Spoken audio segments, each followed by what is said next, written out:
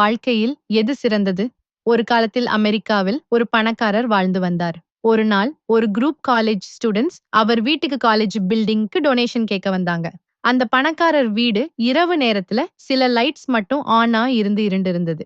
அவர் ஒரு மெழுகுவர்த்தி வெளிச்சத்துல டிம் லைட்ல புக் படிச்சுட்டே இருந்தாரு. வீட்டுக்குள்ள வந்த ஸ்டூடண்ட்ஸ் அவர் ஒரு கஞ்சன்டின்னு நினைச்சு அவர் எங்க ஸ்கூல் கட்ட ஹெல்ப் பண்ணுவாரான்னு சந்தேகப்பட்டாங்க. அவருக்கு திரும்பி போகலாம் என கூட நினைச்சாங்க. அப்போது அந்த பணக்காரர் அவர்கள பார்த்து அவங்க வந்த காரணத்தை கேட்டாரு.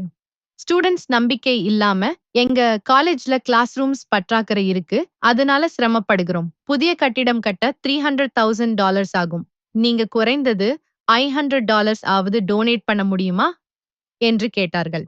இதை கேட்டதும் அந்த பணக்காரர் $300,000க்கு ஒரு செக் எழுதி கொடுத்தார்.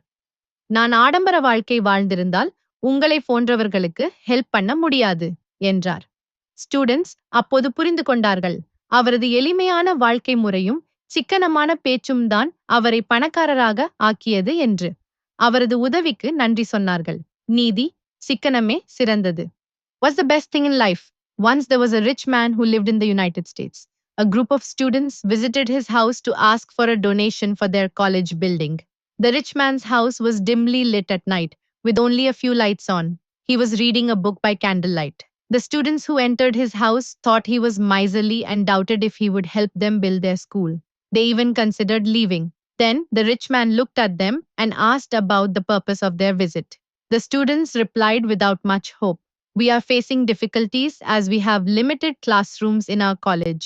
It will cost $300,000 to build more. Would you be able to donate at least $500?